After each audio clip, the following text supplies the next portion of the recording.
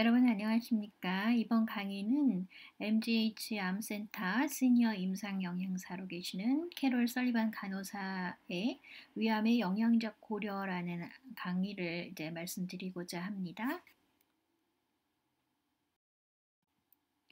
영양의 목적은 여러 가지가 있을 수가 있겠습니다. 우리 암 환자에게 있어서의 영양의 목적이라고 한다면 몸무게를 유지하는 것이겠죠. 몸무게는 이제 근육량을 저희는 주로 얘기를 합니다. 그래서 고칼로리, 고단백으로 된 음식, 가능한 한 모든 그 음식, 모든 곳에 이제 영양을 많이 넣도록 하는 것이 저희 목표고요. 또 고밀도 영양을 유지하는 것이 저희 목표가 되겠습니다. 그리고 수분 섭취도 계속 유지를 해줘야 되고요. 운동이나 신체 활동도 계속 유지를 하시는 것을 권장해 드리고 있습니다. 저희 같은 연구 영양사와 함께하는 영양 개입에 대해서 말씀드리는데 점점 더 많은 연구 결과들이 통계학적으로 유의미한 증거들을 보여주고 있습니다. 저희 연구 영양사와 함께하면 더 좋은 결과를 보실 수가 있는 거죠. 암 환자가 느끼실 수 있는 여러 가지 영양에 관련된 증상들에 대해서 말씀 앞으로 드리겠습니다. 먼저 입맛이 없다고 하시는 분들이 있는데요. 이것은 신체적으로 그렇습니다. 그리고 식사 시에 통증이 있거나 또 역류 그리고 구토를 하시는 경우에 이제 입맛이 없다 이렇게 말씀하시죠. 그리고 정신적으로는 걱정, 우울, 스트레스 이런 것들이 문제가 될 수가 있고요. 또 대사의 변화, 몸의 대사 변화가 그 원인이 될 수가 있겠습니다. 입맛이 없으실 때는 소량으로 매 두세 시간마다 조금이라도 식사를 하시는 것이 좋고요. 또 가능하면 상태가 좋을 때, 기분이 좋을 때 식사하시는 것을 권장해 드립니다. 입맛이 없으실 때는 최대로 드시고 또 가능한 한 드실 수 있는 만큼 드시는 것이 좋고요. 그러나 작은 양으로 이제 시작하셔도 되고요. 또 배부르게 하는 음료는 좀 제한을 하시는 게 좋고 대신 고칼로리 음료를 선택하시는 것이 좋습니다. 예를 들면 주스나 우유나 또 스포츠 음료 같은 것들이요. 약도 고칼로리 음료와 함께 드시는 것을 권장해 드리고 있습니다. 다음은 메스꺼움이 있습니다. 메스꺼움을 극복하기 위해서는 5번에서 6번의 소량으로 식사를 하시는 것을 권해드리고 있습니다. 그리고 식사하시기 전에 그리고 하루 중 계속해서 입을 헹구는 것이 이제 도움이 되실 수 있는데요. 이때는 4컵의 물에 티스푼으로 소금을 조금 넣으시고 그리고 한 티스푼 정도 베이킹 소다 같이 해서 녹여서 그렇게 입을 헹구시면 도움이 많이 되십니다. 뜨겁고 맵고 그리고 기름진 음식 그리고 단 음식을 피하시는 것이 좋고요.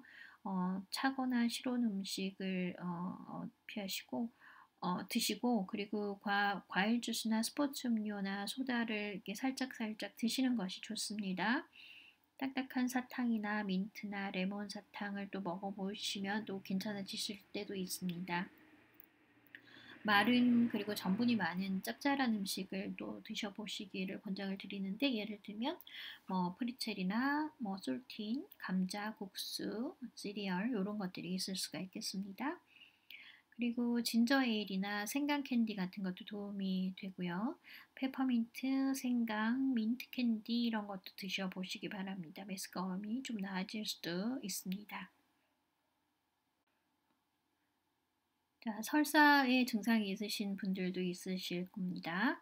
자, 원인이 뭔지를 먼저 결정을 하시는 게 좋습니다. 원인이 뭔지 파악을 하시고 이것이 그 식이요법이나 치료나 감염이나 약물식이 뭐 이런 것들의 원인이 있는지 보시고 또 우리가 먹는 음식에 수용성 섬유질을 추가하시는 것이 좋은데요. 귀리나 보리, 바나나, 쌀 같은 것들입니다. 팩틴이 풍부한 음식을 드시는 것이 좋은데 이게 변을 단단하게 하는 그런 역할을 하죠.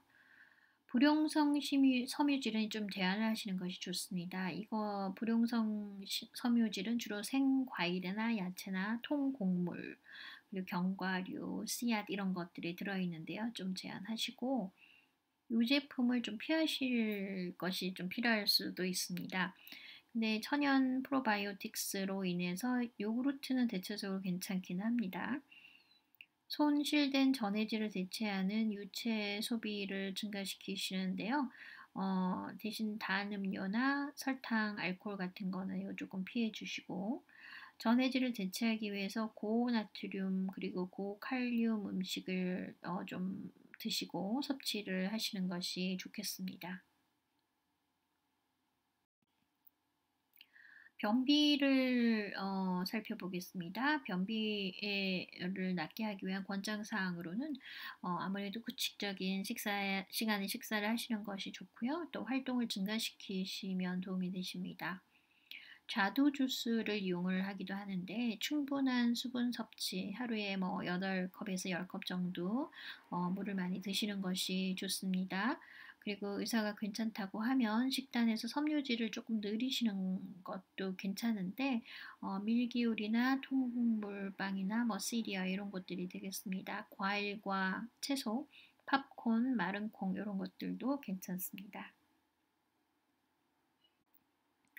점막염이 있을 수도 있습니다. 이때는 이제 입안을 자주 헹구시는 것이 좋은데요. 소금, 베이킹 소다, 물 이렇게 돼 있는 앞에서 말씀드렸던 그런 것으로 이제 입안을 헹구시면 좋고요. 기름 오일을 오일을 사용해 보시는 것도 좋은데 코코넛 오일 같은 거를 많이 사용하시기도 합니다. 무엇보다도 맵거나 또 산도가 높은 그런 음식을 피하시는 것이 좋고요. 부드럽고 또 촉촉한 음식을 되도록이면 선택하시기 바랍니다. 네, 다음은 면역 영양에 대해서 말씀드리겠습니다. 면역을 높일 수 있는 그런 영양인데요. 특수 영양과 식사의 구성 요소로는 글루타민, 알지닌, 오메가3 지방산이라든지 뉴클레오타이드, 항산화 물질 뭐 이런 것들이 되겠습니다.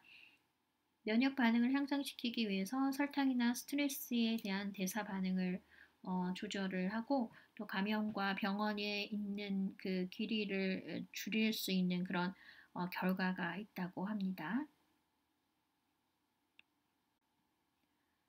위절제술 후에 첫 번째 6주에서 8주 사이에 이제 조심하셔야 될 것을 조금 말씀을 올리고자 합니다. 하루에 6번의 작은 소량의 식사를 하시고요. 부드럽고 또 소화하기 쉬운 음식을 천천히 철저히 또 씹고 또 조금씩 드시고 설탕이 많은 음식, 주스나 소다나 케이크, 파이, 쿠키 같은 거는 좀 제한을 하시고 또 기름지고 또 튀긴 음식을 좀 피하시고 매 식사마다 단백질 공급원을 포함을 하시는데 부드러운 고기나 가금류, 생선, 뭐 계란, 치즈, 요구르트, 부드러운 땅콩 버터 이런 것들 포함을 시키시면 좋습니다. 식사 시에 수분 섭취를 좀 제한을 하시고 식사 전후에 30분에서 60분 정도 섬유질 섭취를 제한을 하십시오. 1회 제공량 당 2g 정도 그리고 그 미만 정도요.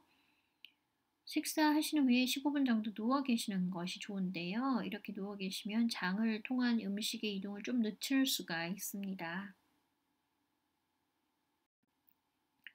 자, 그 다음 이기에 대한 설명을 올리겠습니다. 증상이 없어질 때 그때인데요. 물은 2분의 1컵만 드시고 또 여기에 과일과 야채를 조금씩 이제 첨가를 하실 수가 있습니다. 음식은 조금씩 많이 자주 드시는 것이 좋고요.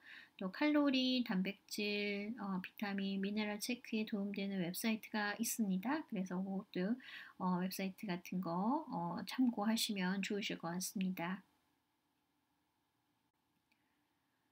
흔하게 통증이나 문제점을 얘기하시는 경우들이 있는데 그것들이 이제 다음과 같은 것이 있습니다. 덤핑 신드롬이라는 것이 있거든요. 그것은 식사하신 후에 15분에서 60분 후에 보통 나타나게 되는데 이 위절제 수술 후의 덤핑 신드롬에 대해서 얘기를 드리자면 이것은 소장으로 음식이 너무 빨리 한꺼번에 들어가게 되면 몸이 이제 반응을 하게 되는 거죠. 몸이 설탕 성분을 희석하기 위해서 물을 혈류에서 갑자기 이제 끌어당기게 되면서 메스꺼움이나 구토나 설사 같은 그런 증상들이 나타나게 되는 것이에요. 또 물이 갑자기 없어지면서 이제 어지러움을 느낀다든지 힘이 없다든지 그렇게 되는 그런 증상들도 느끼게 되시는 거고요. 또 하나의 흔한 문제점에는 흡수의 문제점이 있습니다. 밝은 도자기 색깔의 대변 그리고 냄새가 뭐 이상한 냄새가 난다든지 할 때 소화 효소 약이 필요한 그런 경우가 됩니다.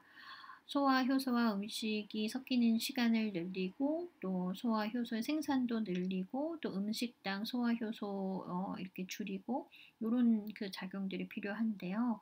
위절제 수술로 소화 효소와 음식이 만나서 소화되기가 어렵기 때문에 그렇습니다.